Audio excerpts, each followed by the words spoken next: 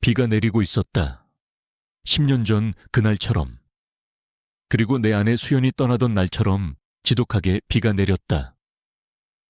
거대한 유리창 너머로 서울의 야경이 무채색으로 번지고 있었다.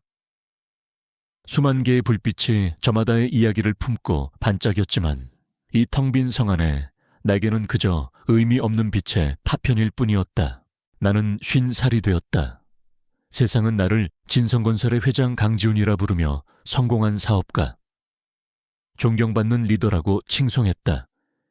내가 세운 마천루들은 도시의 스카이라인을 바꾸었고 내 이름 앞에는 늘 화려한 수식어가 따라붙었다.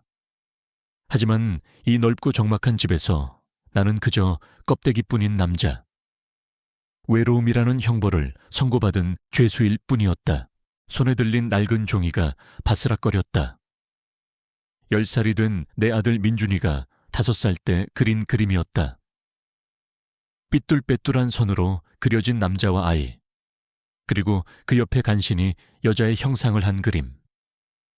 그 위에는 아이의 고사리 손으로 꾹꾹 눌러 쓴 엄마라는 2글자가 선명했다. 이 그림을 볼 때마다 심장이 저릿한 통증과 함께 10년 전의 시간 속으로 추락한다. 모든 것이 시작되었고 모든 것이 부서져 내렸던 그 해. 기억은 정확히 10년 전. 내가 40살이 되던 해로 거슬러 올라간다. 당시에 나는 지금보다 더 날카롭고 오만했다. 5년 전 불의의 사고로 아내를 잃은 후 나는 일에만 미쳐 살았다. 슬픔을 잊기 위한 발버둥이었고 텅 비어버린 마음을 채우려는 처절한 몸부림이었다. 일은 배신하지 않았다. 내가 쏟아부은 시간과 노력만큼 회사는 괴물처럼 성장했다. 사람들은 나의 결단력과 추진력을 칭찬했지만 그건 사실상 감정이 마모된 자의 공허한 질주일 뿐이었다. 나의 하루는 거대한 저택의 침실에서 눈을 뜨는 것으로 시작되었다.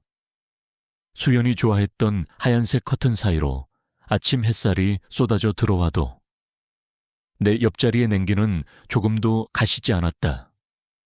집안의 고용인들은 그림자처럼 움직이며 완벽하게 아침 식사를 차려냈지만 식탁에 앉아 나이프와 포크가 접시에 부딪히는 소리를 듣고 있는 건 언제나 나 혼자였다. 그 소리는 텅 빈 공간을 더욱 공허하게 만들었다. 회사에서는 나는 왕이었다. 수십 명의 임원들이 내 말 한마디에 긴장했고 수천 명의 직원들이 나의 결정에 따라 움직였다. 나는 냉철했고 이성적이었으며 한치의 오차도 용납하지 않았다. 감정은 사치였고 인간적인 교류는 불필요한 시간 낭비라 여겼다. 그렇게 나는 나 자신을 단단한 갑옷 속에 가두고 강지훈이라는 이름의 성공한 기계를 만들어갔다. 문제는 일이 끝나고 집으로 돌아왔을 때였다. 현관문이 닫히는 순간 세상의 모든 소음이 차단되고 오직 숨막히는 정적만이 나를 맞이했다. 수연의 웃음소리가 들리는 듯했고 그녀가 가꾸던 정원의 꽃향기가 나는 듯했지만 모든 것은 환상일 뿐이었다. 나는 거실에 값비싼 소파에 몸을 묻고 의미 없이 TV 채널을 돌리다 위스키를 마시며 잠들기 일쑤였다. 성공, 부, 명예, 그 모든 것을 가졌지만 정작 내 영혼은 굶주리고 있었다. 그 공허함을 더욱 날카롭게 후벼 파는 것은 바로 어머니였다. 일주일에 한 번씩 열리는 가족 식사 자리에서 어머니는 늘 같은 레퍼토리를 반복했다. 지훈아, 언제까지 그렇게 혼자 살 거냐? 내 나이가 벌써 40이다. 진성건설을 이끌어갈 네 후계자는 어쩔 셈이야. 어머니에게 회사는 종교였고 대를 잇는 것은 신성한 의무였다. 아내를 잃은 아들의 슬픔 따위는 회사의 미래 앞에서 고려의 대상이 아니었다. 좋은 집안 여자들 많지 않니? 다시 시작해야지. 죽은 사람은 죽은 사람이고 산 사람은 살아야 할 게 아니냐. 나는 대답 대신 술잔을 기울였다. 재혼은 생각조차 해본 적 없었다. 수연의 자리를 다른 여자로 채운다는 것은 상상할 수 없는 배신이었다. 더 이상 누군가를 사랑하고 내 감정을 소모할 자신도 없었다. 하지만 어머니의 말은 비수처럼 가슴에 박혔다. 후계자. 그 단어가 망령처럼 내 머릿속을 맴돌기 시작했다. 밤이 되면. 이 거대한 저택에 홀로 남겨질 미래의 내 모습이 그려졌다. 내가 평생을 바쳐 이룩한 이 왕국을 물려줄 피부티 하나 없이 쓸쓸하게 늙어가는 모습. 그건 성공한 CEO 강지훈에게는 죽음보다 더한 공포였다. 나는 사업가였다. 내게 주어진 문제는 반드시 해결해야만 했다. 감정적인 재혼이 불가능하다면 다른 방법을 찾으면 되는 것이다. 가장 효율적이고 가장 확실하며 내 감정을 조금도 소모하지 않아도 되는 방법. 그때부터였다. 내 안에 괴물이 자라나기 시작한 것은 나는 상속자라는 프로젝트를 구상하기 시작했다. 사랑이나 결혼이라는 비합리적인 절차는 모두 생략한다. 오직 건강한 아이를 낳아줄 여자. 내 아이의 생물학적 어머니가 되어줄 자궁만 있으면 되었다. 거래는 돈으로 깔끔하게 처리할 것이다. 아이가 태어나면. 그 여자는 충분한 보상을 받고 내 인생에서 영원히 사라지는 것이다. 그것은 완벽하게 이성적이고 합리적인 계획처럼 보였다. 내 제국을 유지하기 위한 가장 확실한 투자였다. 나는 내 돈과 권력으로 인간의 감정마저 통제할 수 있다고 믿었다. 그것이 얼마나 오만하고 끔찍한 생각이었는지 그때의 나는 알지 못했다. 나는 그저 내 외로움과 불안을 잠재울 가장 빠른 길을 찾고 있었을 뿐이었다. 그리고 그 길의 끝에 한 여자가 서 있었다. 지독한 어둠 속에서 희미한 빛을 내던 내 계획을 송두리째 무너뜨리고 내 삶을 파멸로 이끌 그 여자가, 그 아이디어가 구체적인 형태를 갖추기 시작한 것은 어느 비 오는 밤이었다. 재계 인사들이 모두 모이는 호텔의 화려한 파티는 가식적인 웃음과 공허한 대화로 가득 차 있었다. 나는 가면을 쓴 광대들 사이에서 와인잔을 든 채 서 있었다. 그들은 내게 아첨했고 나는 기계적으로 고개를 끄덕였다. 그들의 눈에는 존경이 아닌 욕망이, 대화에는 진심이 아닌 계산이 번들거렸다. 나는 그 모든 것이 역겨웠다. 파티를 일찍 빠져나와 채 올랐을 때 빗줄기는 더욱 거세져 있었다. 와이퍼가 쉴 새 없이 움직이며 흐릿한 도시의 불빛을 닦아냈다. 나는 눈을 감고 가죽 시트에 몸을 기댔다. 피로가 온몸을 짓눌렀다. 이건 육체적인 피로가 아니었다. 영혼이 서서히 좀먹어 들어가는 듯한 그런 종류의 권태였다. 차가 한강의 다리 밑을 지날 때쯤이었다. 갑자기 차가 심하게 덜컹거리더니 이내 시동이 꺼져버렸다. 운전기사가 당황한 목소리로 보고했다. 회장님, 죄송합니다. 차에 문제가 생긴 것 같습니다. 잠시만 기다려주시면 바로 조치하겠습니다. 나는 짜증 섞인 한숨을 내쉬며 창밖을 보았다. 굵은 빗방울이 차창을 두드렸다. 우리가 멈춘 곳은 화려한 강남의 불빛이 닿지 않는 재개발을 앞둔 낡은 동네의 초입이었다. 다리 밑 어두컴컴한 공간에서는 축축한 흙냄새와 곰팡이 냄새가 올라오는 듯했다. 평소의 나라면 상상도 할 수 없는 곳에 고립된 것이다. 운전기사가 비를 맞으며 차를 살피는 동안 나는 무료하게 창밖을 응시했다. 그리고 그때 내 눈에 들어왔다. 다리 기둥 아래 비를 피할 수 있는 좁은 공간에 웅크리고 있는 희미한 형체. 처음에는 쓰레기 더미인 줄 알았다. 하지만 자세히 보니 사람이었다. 비에 흠뻑 젖은 얇은 옷을 입은 깡마른 여자. 나는 무의식적으로 미간을 찌푸렸다. 동정심보다는 불쾌감이 먼저 치밀었다. 저런 인생들, 계획도 희망도 없이 하루하루를 연명하는 사람들. 내 세상과는 아무런 접점도 없는 다른 차원의 존재들이었다. 시선을 거두려던 찰나, 여자의 움직임이 내 눈길을 붙잡았다. 여자는 무언가를 품에 안고 있었다. 자신의 몸보다 더 소중하다는 듯 온몸으로 비를 막아내고 있었다. 자세히 보니 갓 태어난 것으로 보이는 작은 고양이였다. 여자는 더러운 천 조각으로 고양이를 감싸고 자신의 천으로 작은 생명을 덮이고 있었다. 그 모습은 기이할 정도로 처절하고 성스러웠다.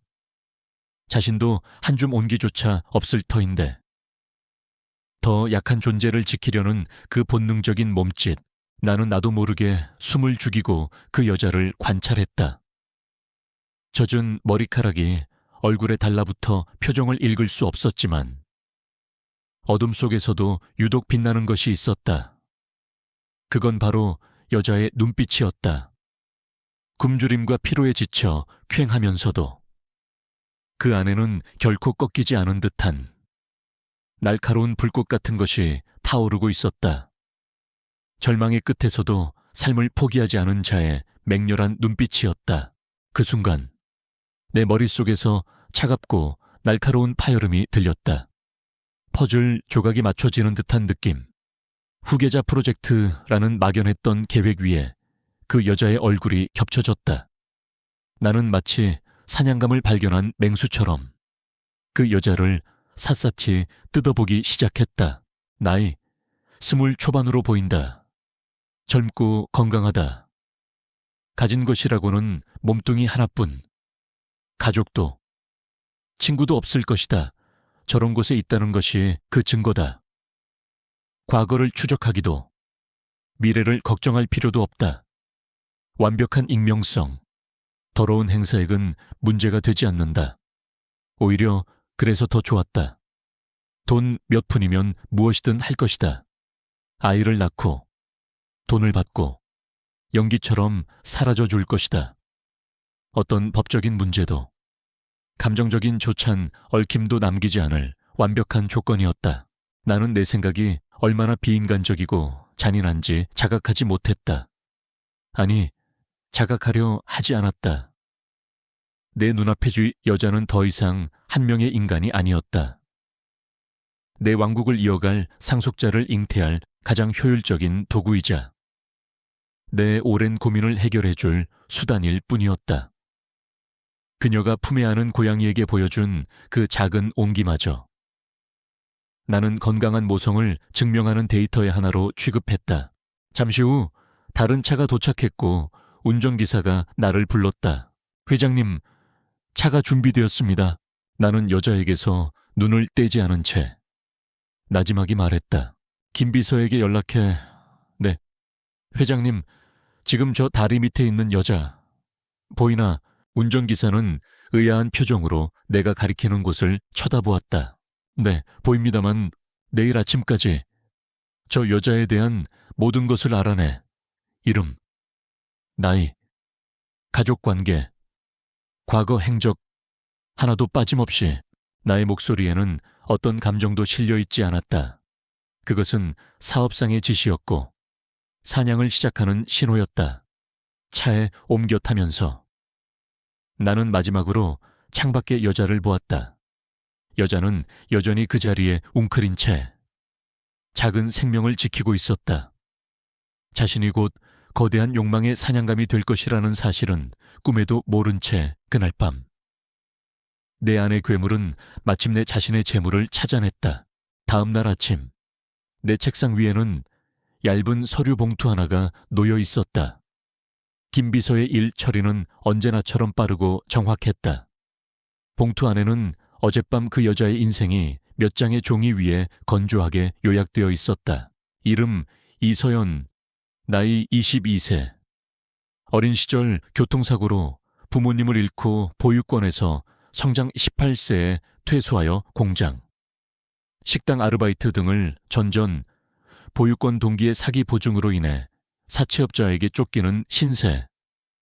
현재 거주지 불명, 가족이나 연락 가능한 지인 없음. 보고서는 차가운 사실들만 나열했지만 나는 그 행간에 숨겨진 절망과 고독을 읽을 수 있었다. 세상의 가장 낮은 곳까지 밀려난 인생.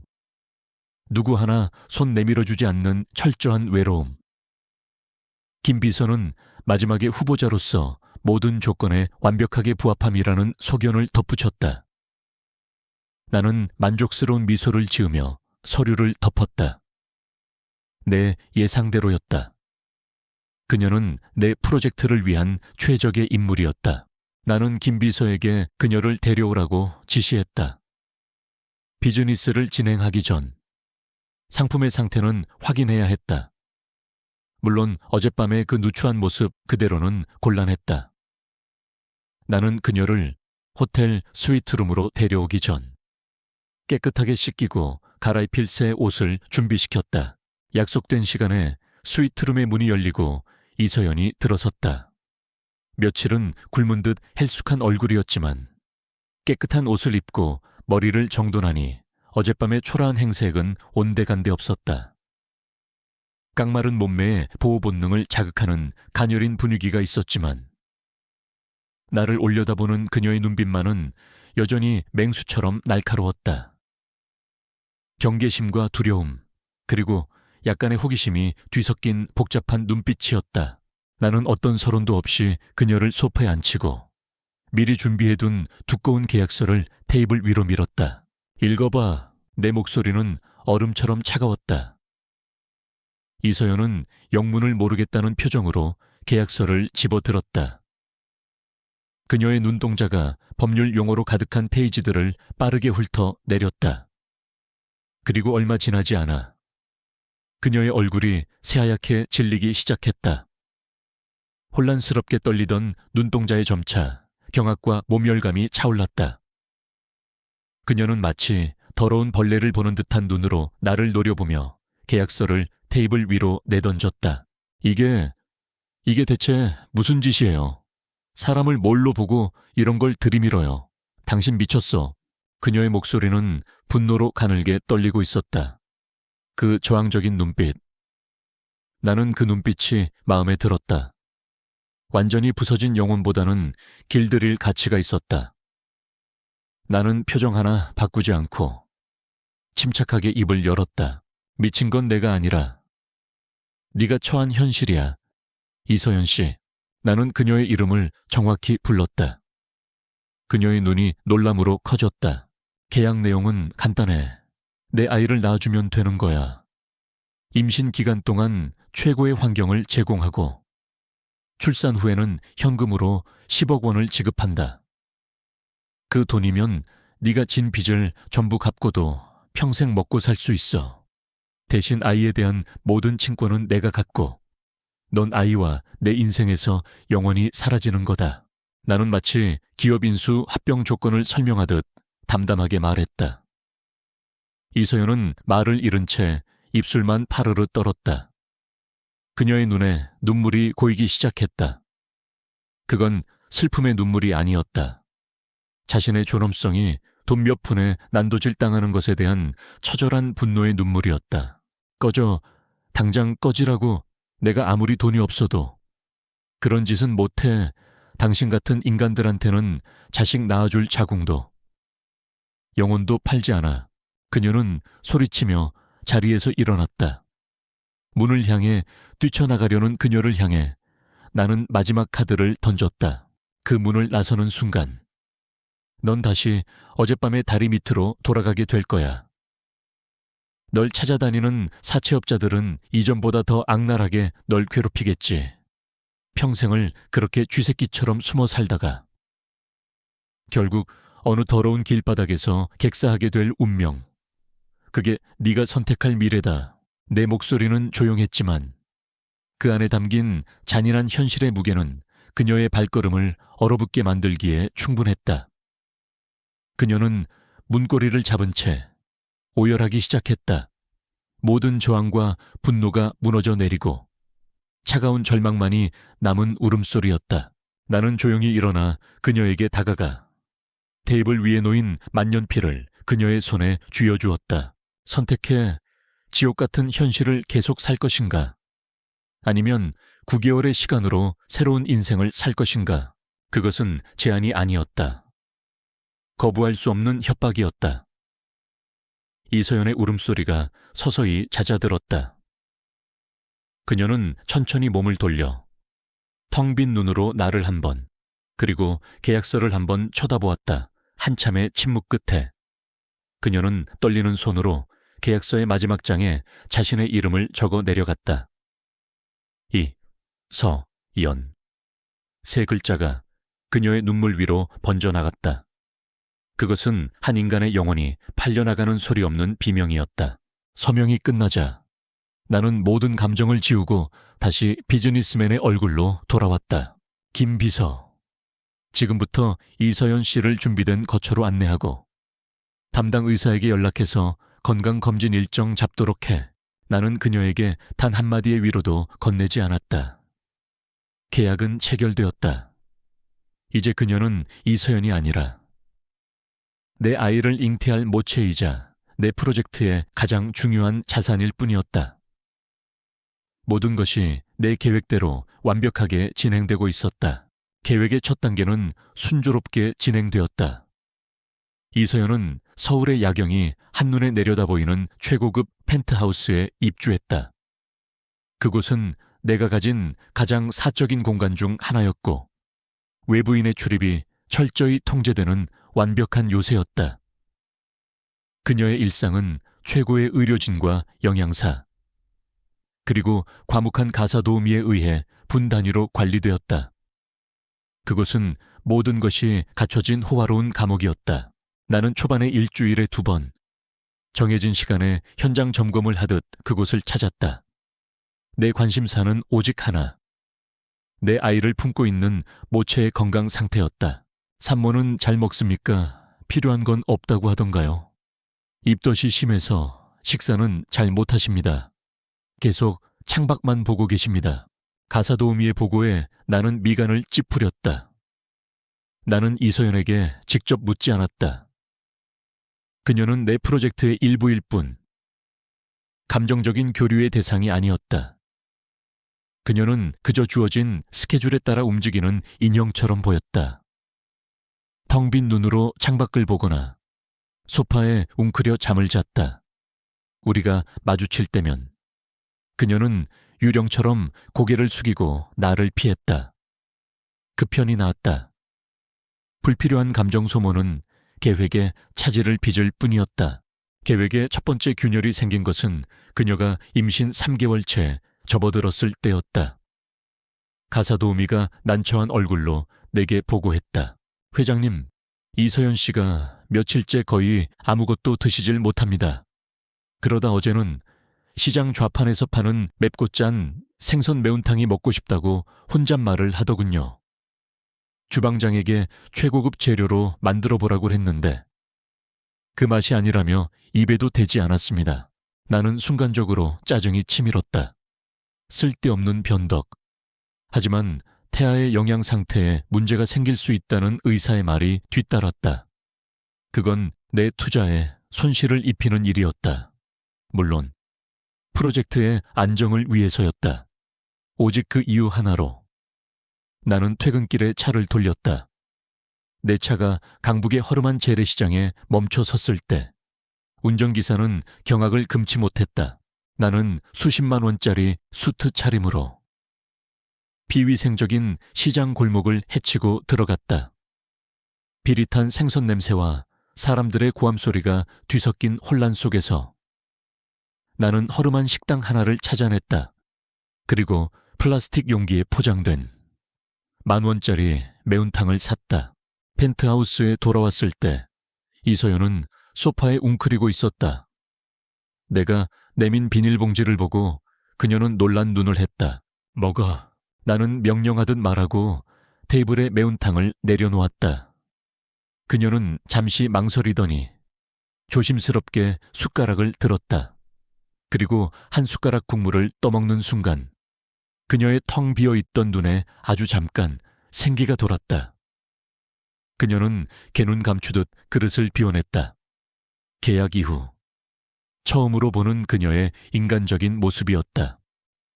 고맙습니다. 작게 중얼거리는 목소리. 나는 대답 없이 그녀를 바라보았다. 그날 이후 무언가 미묘하게 변하기 시작했다. 나의 방문은 더 이상 정해진 시간에 이루어지지 않았다. 나는 불쑥 저녁 시간에 찾아가 그녀와 함께 식사를 했다. 물론 처음에는 아무 말도 오가지 않았다. 식기 부딪히는 소리만이 어색하게 공간을 채웠다. 어느 날 저녁, 내가 서류를 검토하고 있을 때 그녀가 처음으로 내게 말을 걸었다. 무슨 일 하세요? 나는 놀라 고개를 들었다. 보면 몰라 회사 일 항상 바빠 보이네요. 그건 대화라고 하기에도 민망한 수준이었지만 시작이었다. 나는 나도 모르게 내 일에 대해, 내가 짓고 있는 건물에 대해 이야기하기 시작했다. 그녀는 조용히 내 이야기를 들어주었다. 내 주변에 그 누구도 내 일에 대해 묻지 않았다. 그들은 그저 내 성공의 결과물을 누릴 뿐이었다. 하지만 그녀는 내 이야기에 귀를 기울였다. 가장 큰 균열은 예상치 못한 순간에 찾아왔다. 거실 벽에는 수연이 좋아했던 이름 모를 들꽃이 가득한 유화 그림이 걸려 있었다. 그날따라 이서연은 한참 동안 그 그림 앞에서 시선을 떼지 못했다. 저 그림, 제 아내가 좋아하던 그림이야. 나도 모르게 말이 튀어나왔다. 5년 동안 내 입 밖으로 내뱉어 본 적 없는 단어였다. 아내, 이서연은 조용히 나를 돌아보았다. 그녀의 눈에는 호기심도, 동정도 아닌 그저 맑은 슬픔 같은 것이 담겨 있었다. 어떤 분이셨어요? 그 한마디에 5년간 단단하게 쌓아 올렸던 내 방어벽이 무너져 내렸다. 나는 술에 취한 사람처럼 두서없이 수연에 대한 이야기를 쏟아내기 시작했다. 우리가 어떻게 만났는지, 그녀의 웃음소리가 얼마나 밝았는지, 이 집에 살면서 아이를 낳아 정원을 가꾸는 것이 꿈이었다는 이야기까지. 그녀는 내내 아무 말 없이 그저 내 눈을 바라보며 내 이야기를 들어주었다. 그날 밤 펜트하우스를 나서며 나는 지독한 혼란에 휩싸였다. 내 계획은 분명 완벽했다. 감정이 배제된 철저한 비즈니스. 그런데 어째서 나는 내 가장 깊은 상처를 저 여자에게 드러내 보인 것일까? 분명 통제하고 있다고 믿었던 상황이 내 손을 벗어나고 있었다. 이서연이라는 존재는 더 이상 단순한 모체가 아니었다. 그녀는 내 얼어붙었던 심장의 가장 연약한 부분을 자신도 모르는 사이에 건드리고 있었다. 프로젝트는 위험해지고 있었다. 수연에 대한 이야기를 털어놓은 밤 이후 나와 이서연 사이에 보이지 않던 벽에 거대한 균열이 생겼다. 나는 더 이상 프로젝트 관리자를 연기할 수 없었다. 펜트하우스는 이제 딱딱한 업무의 연장선이 아닌 유일하게 숨 쉴 수 있는 안식처가 되어가고 있었다. 나는 매일 밤 그곳으로 향했다. 회사에서는 철저히 숨겼지만 내 발걸음은 퇴근 시간이 되면 자석처럼 그곳으로 이끌렸다.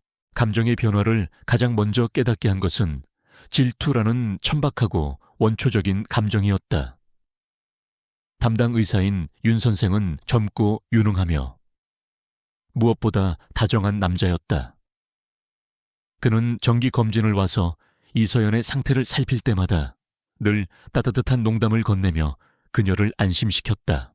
아이가 아주 건강하네요. 엄마를 닮았으면 분명 미인일 겁니다. 그 말에 이서연이 수줍게 미소 짓는 순간 나는 심장이 비틀리는 듯한 불쾌감을 느꼈다. 내 머릿속은 이성적으로 외치고 있었다. 그는 의사일 뿐이고 저건 환자를 대하는 당연한 친절이다. 하지만 내 가슴 속의 괴물은 이빨을 드러냈다. 왜 저 여자가 다른 남자 앞에서 저렇게 웃는 거지? 저 미소는 내 앞에서만 보여야 하는 것 아닌가? 그건 명백한 소유욕이었다. 계약서에도 없는 내 멋대로 부여한 권리. 그날 나는 윤 선생을 핑계도 없이 퉁명스럽게 돌려보냈다. 그리고 밤새도록 내 안의 추악한 감정과 싸워야 했다. 나는 이 혼란스러운 감정을 부정하기 위해 그녀에게 더욱 비싼 것들을 안겨주기 시작했다. 최고급 유아용품, 유명 화가의 그림, 값비싼 보석들, 마치 돈으로 내 감정을 덮어버리고 우리의 관계가 철저한 고용주와 피고용인 관계임을 상기시키려는 발버둥 같았다. 하지만 정작 내 마음을 흔든 것은 그런 값비싼 것들이 아니었다. 어느 날 백화점을 지나다 쇼윈도에 걸린 심플한 크림색 원피스를 보았다.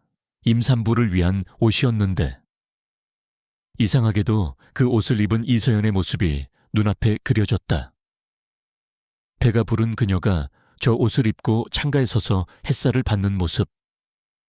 나는 홀린 듯 백화점으로 들어가 그 옷을 샀다. 입을 만한 옷이 없는 것 같아서 나는 선물을 건네며 무심한 척 말했다. 그녀는 조심스럽게 옷을 받아들고 부드러운 감촉을 느끼듯 천천히 쓸어보았다. 예뻐요. 그녀의 얼굴에 어린아이처럼 순수한 기쁨이 어렸다. 그 순간 수천억짜리 계약을 성사시켰을 때도 느끼지 못했던 충만함이 내 가슴을 채웠다. 나는 깨달았다. 내가 원하는 것은 그녀에게 값비싼 것들을 사주는 행위가 아니라 그녀가 기뻐하는 모습을 보는 것이라는 사실을. 죄책감이 파도처럼 밀려왔다. 나는 죽은 아내를 배신하고 있었다. 그리고 동시에 이 잔인한 계약으로 한 여자의 삶을 짓밟은 나 자신을 경멸했다. 내가 느끼는 이 감정은 사랑이 아니었다.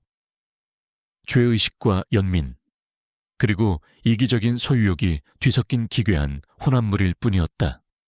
이 관계는 죄악이라는 독이 든 땅에서 피어난 기형적인 꽃이었다. 감정의 폭풍이 최고조에 달했던 어느 날 저녁이었다. 우리는 소파양 끝에 앉아 각자 책을 읽고 있었다. 정적을 깬 것은 그녀의 작은 신음소리였다. 그녀는 깜짝 놀란 표정으로 자신의 배를 감싸 안았다. 왜 그래? 어디 아파? 내가 걱정하며 묻자. 그녀는 고개를 저으며 환한 미소를 지었다.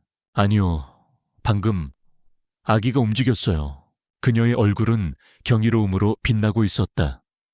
나는 그저 멍하니 그녀를 바라볼 뿐이었다. 나는 아버지가 될 사람이었지만 그 순간만큼은 완벽한 이방인이었다. 그때 그녀가 조심스럽게 나를 보며 말했다. 만져보실래요? 나는 망설였다. 그것은 넘어서는 안 될 선을 넘는 행위처럼 느껴졌다. 하지만 그녀의 맑은 눈을 보자 거부할 수가 없었다. 나는 천천히 손을 뻗어 그녀가 입고 있던 원피스 위로 그녀의 불룩한 배에 손을 얹었다. 따뜻하고 단단한 감촉. 한참 동안 아무런 움직임도 없었다. 내가 손을 거두려던 바로 그 순간 딱 내 손바닥 안쪽에서 분명하고 작은 움직임이 느껴졌다.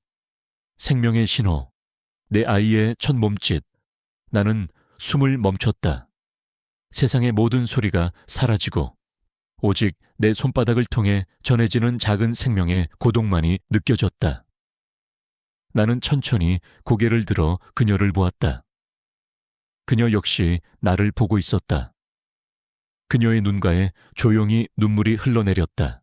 그 순간 계약서도 10억 원이라는 돈도 우리의 추악한 시작도 모두 사라졌다.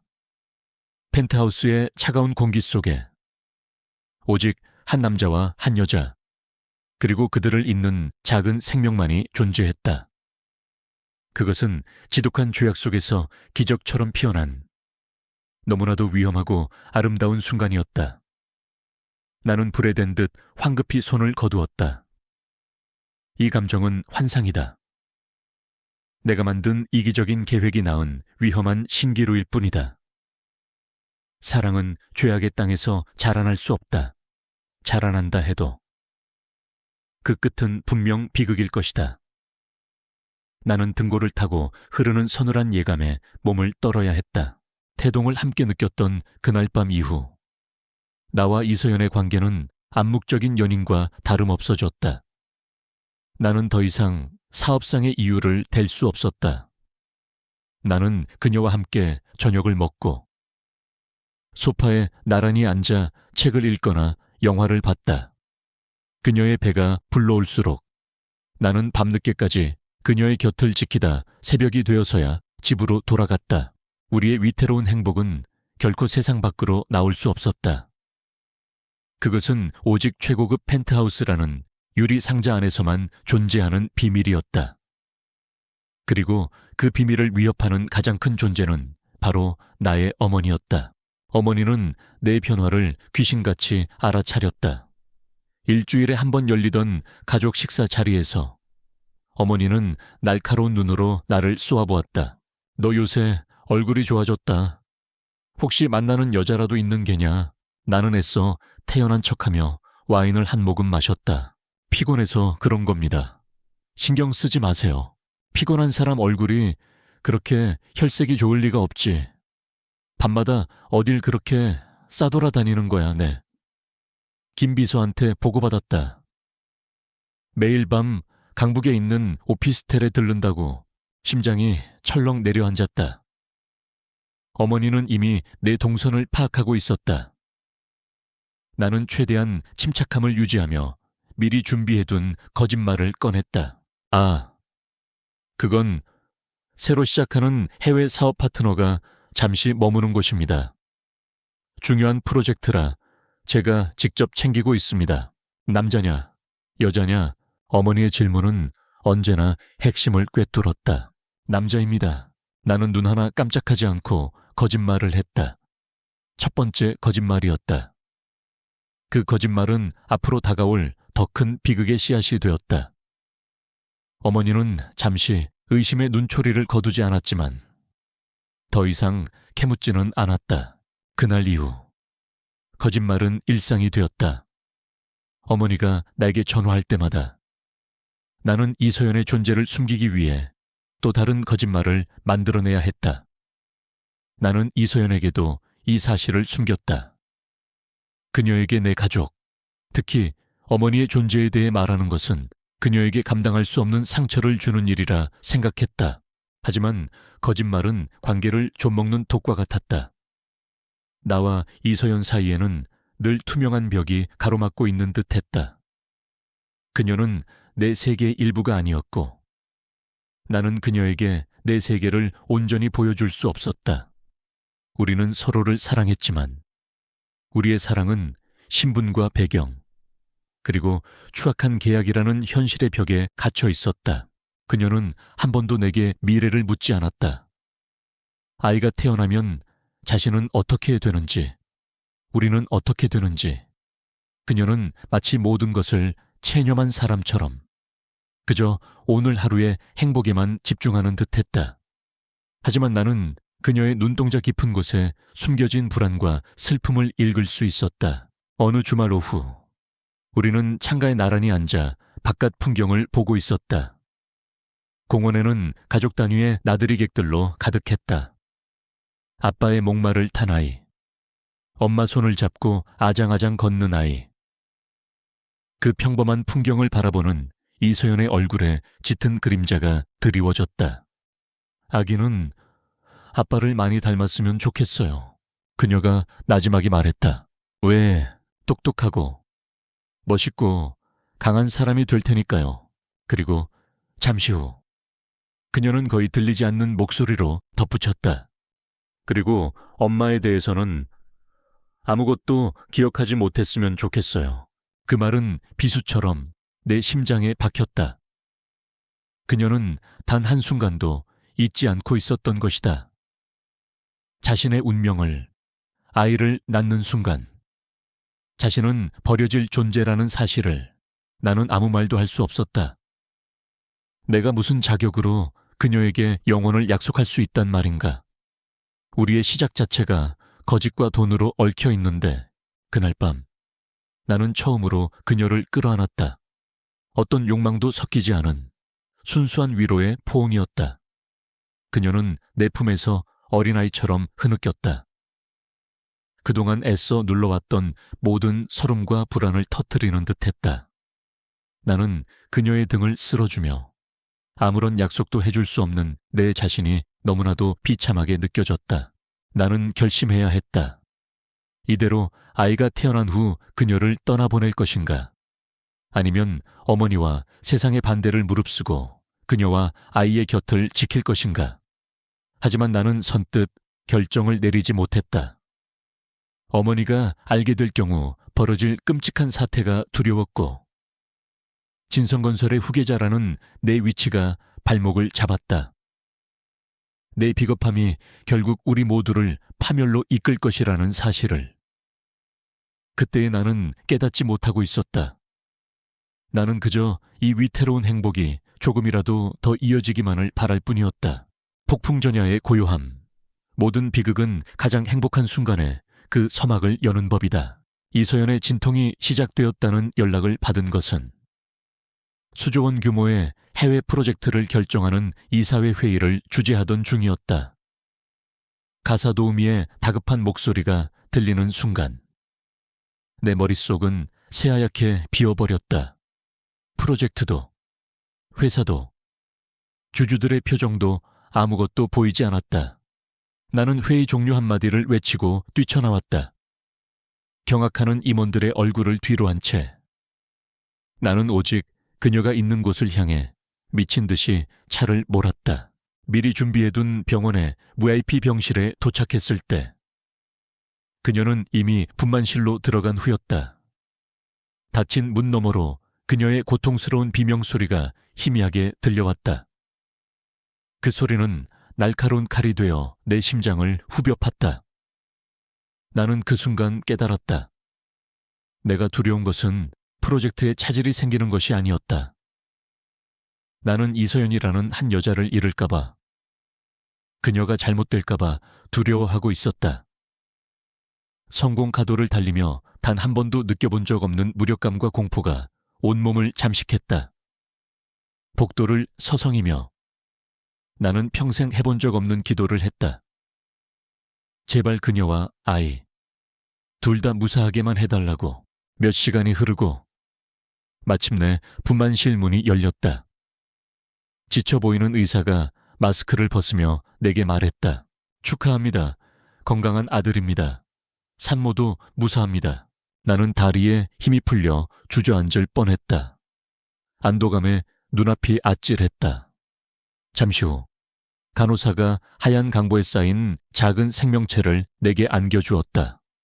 너무나도 작고 따뜻하고 부드러운 존재, 빨갛고 쭈글쭈글한 얼굴이었지만 세상 그 무엇보다 경이롭고 성스러웠다.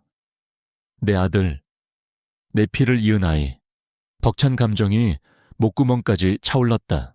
나는 아이를 안고 회복실에 누워있는 이서연에게 다가갔다.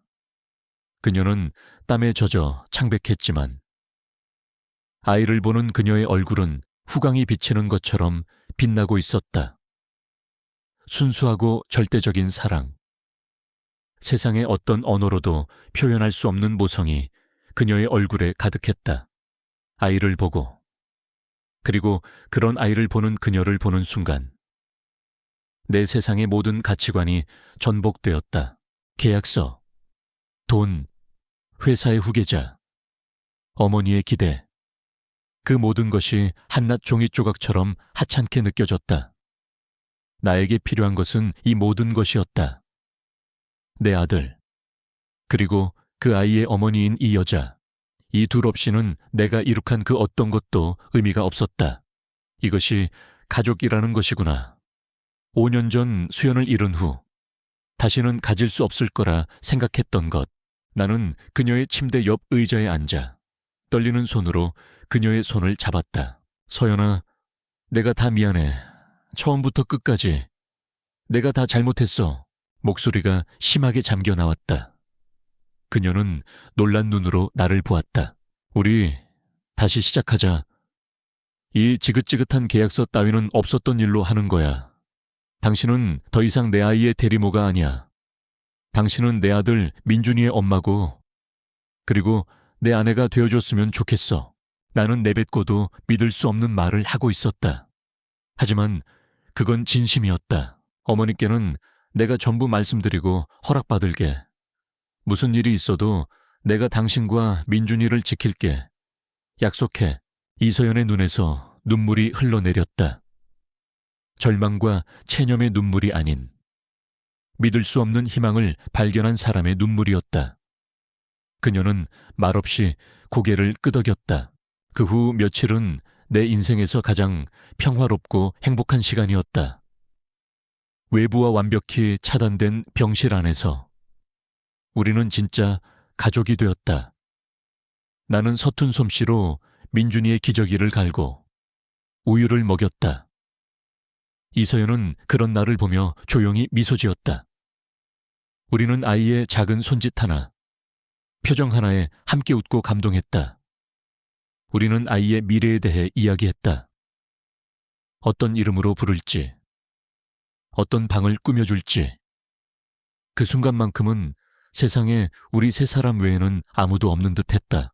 나는 이 완벽한 행복에 취해 내 어머니가 얼마나 무서운 사람인지 잠시 잊고 있었다. 나는 내 사랑과 결심이 그 어떤 장애물도 뛰어넘을 수 있을 거라 오만하게 믿었다. 하지만 그 짧은 행복이 내 인생 전체를 바쳐서도 다 갚지 못할 거대한 빚이 되어 돌아올 것이라는 사실을 그때의 나는 까맣게 몰랐다. 폭풍은 이미 내 문 앞까지 와 있었다. 병원에서 퇴원하여 펜트하우스로 돌아온 며칠은 그야말로 꿈과 같았다. 우리는 세상과 완벽히 단절된 채 갓 태어난 아들 민준이와 함께 온전한 행복을 누렸다. 나는 내일 아침 어머니를 찾아가 모든 것을 말씀드릴 계획이었다. 이서연을 사랑하며 그녀와 결혼하여 민준이에게 온전한 가정을 만들어주고 싶다고. 사랑이 내게 준 용기로 나는 모든 것을 정면으로 돌파할 수 있으리라 믿었다. 하지만 운명은 나에게 그럴 기회를 주지 않았다. 그날 오후 내가 민준이를 안고 서툰 솜씨로 자장가를 불러주고 이서연이 그런 우리를 보며 따뜻하게 미소 짓고 있을 때였다. 정적을 깨고 현관의 비밀번호를 누르는 소리가 들렸다. 이곳의 비밀번호를 아는 사람은 나와 김비서, 그리고 단 한 사람뿐이었다. 심장이 바닥으로 쿵 떨어지는 기분이었다. 현관문이 열리고 얼음처럼 차가운 얼굴의 어머니가 들어섰다. 어머니는 나를 잠시 쳐다보더니 이내 모든 경멸을 담은 시선으로 소파에 앉아있는 이서연을 훑었다. 마치 더럽고 하찮은 벌레를 보는 듯한 눈빛이었다. 내년이구나. 감히 내 아들을 홀리고 내 손자를 낳았다는 그 천한 것. 목소리는 조용했지만 그 안에 담긴 도끼는 공간 전체를 얼어붙게 만들었다. 이서연의 얼굴이 새하얗게 질렸다. 나는 민준이를 아기 침대에 조심스럽게 눕히고 이서연의 앞을 가로막아 섰다.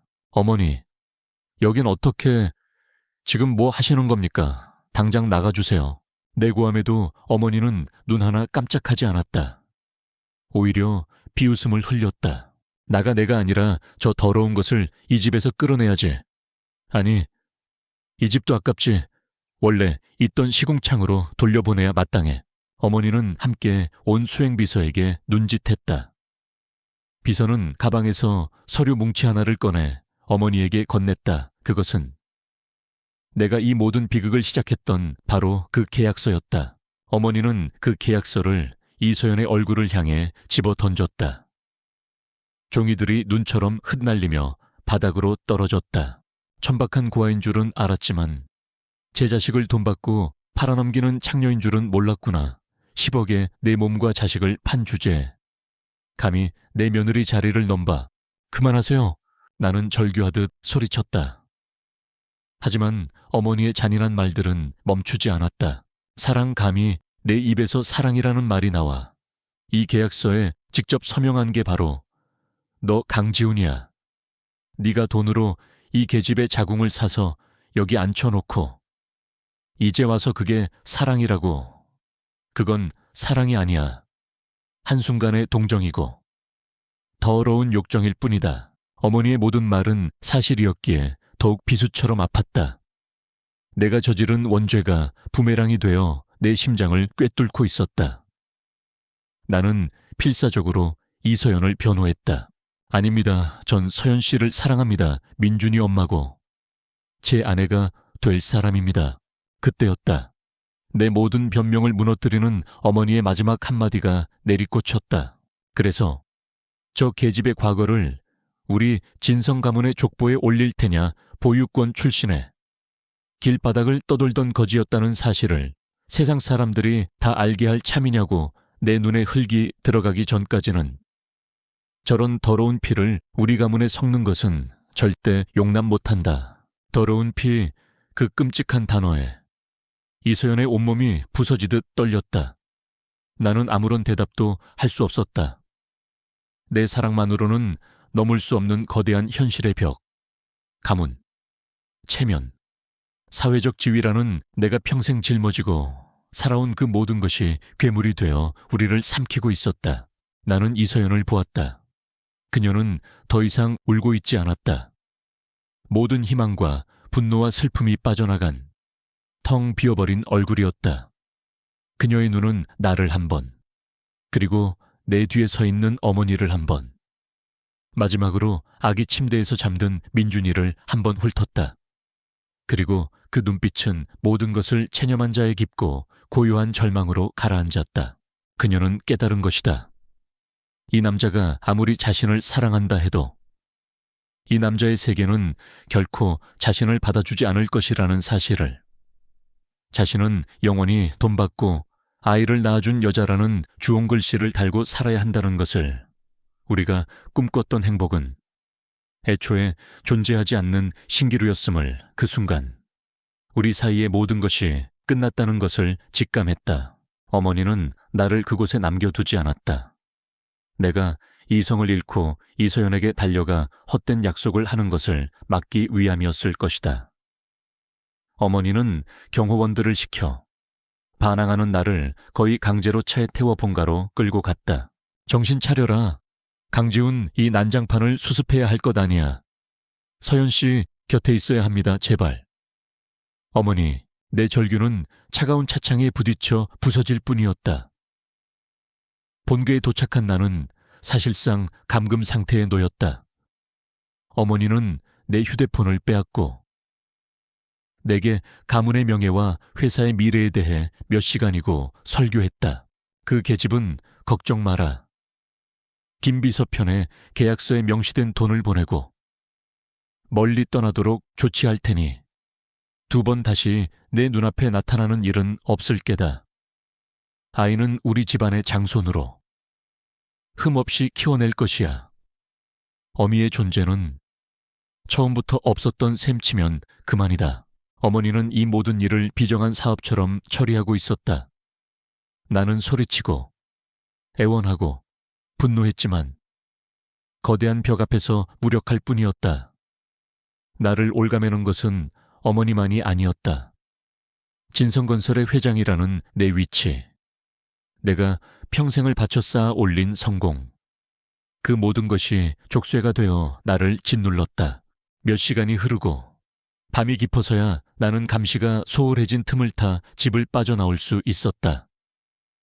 차를 몰아 펜트하우스로 돌아가는 내내 심장은 미친 듯이 뛰었다. 그녀가 울고 있겠지. 하지만 나를 기다리고 있을 거야. 내가 가서 잘못했다고 빌고 함께 도망치자고 하면 그녀는 분명 내 손을 잡아줄 거야. 그런 희망을 필사적으로 붙잡았다. 하지만 펜트하우스의 문을 여는 순간 나를 맞이한 것은 지독한 정적이었다. 서연아, 불러도 대답이 없었다. 나는 미친 사람처럼 온 집안을 뒤지며 그녀의 이름을 불렀다. 이서연 씨. 가사도우미가 겁에 질린 얼굴로 부엌에서 나왔다. 회장님, 아가씨가. 나는 그녀의 말을 끝까지 들을 필요도 없었다. 아기 침실로 달려갔다. 다행히 민준이는 평화롭게 잠들어 있었다. 하지만 그 옆에 있어야 할 그녀의 모습은 보이지 않았다. 나는 곧장 드레스룸으로 향했다. 내가 사주었던 수많은 옷과 보석들은 그대로 걸려 있었다. 하지만 그녀가 이곳에 처음 올 때 입고 왔던 낡고 허름한 옷까지만이 사라져 있었다. 그리고 화장대 위에는 텅 빈 수표첩이 놓여 있었다. 10억 원짜리 수표가 뜯겨나간. 선명한 절취선. 나는 그 자리에 주저앉았다. 모든 것이 끝났음을 깨달았다. 그녀는 떠났다. 그냥 떠난 것이 아니었다. 그녀는 돈을 받고 떠난 것이었다. 내가. 그리고 내 어머니가 그녀에게 씌운 거래라는 굴레를 그녀는 스스로의 손으로 완성하고 떠나버렸다. 그것은 탐욕 때문이 아니었을 것이다. 그것은 그녀가 할 수 있는 가장 잔인하고도 확실한 작별의 방식이었다. 그녀는 내게 말하고 있었던 것이다. 당신 어머니 말이 맞아요. 나는 결국 돈에 몸을 판 여자일 뿐이에요. 우리가 나눈 사랑은 모두 환상이었어요. 그러니 더 이상 나를 찾지 마세요. 그녀는 민준이를 위해 떠난 것이다. 더러운 피를 가진 어미가 곁에 있으면 아이의 미래에 걸림돌이 될 것이라 생각했던 것이다. 그래서 자신의 존재를 스스로 지워버리기로 선택한 것이다. 아이에게 마지막으로 남겨줄 수 있는 것이 자신의 부재뿐이라고 믿었던. 어리고 어리석고 그러나 너무나도 강한 여자. 나는 아기 침대 옆에 무릎을 꿇었다. 새근새근 잠든 민준이의 얼굴을 보았다. 나는 후계자를 얻었다. 내 왕국을 물려줄 아들을 얻었다. 하지만 나는 내 영혼을 구원해줄 유일한 사랑을 내 손으로 직접 밀어내고 파괴했다. 돈으로 모든 것을 살 수 있다고 믿었던 오만의 대가는 이토록 참혹했다. 그날 밤 텅 빈 펜트하우스에서 나는 소리내어 울지 못했다. 눈물조차 흘릴 자격이 없는 죄인임을 알았기 때문이었다. 내 아이의 숨소리만이 내 실패의 증거처럼 고요한 공간을 채우고 있었다.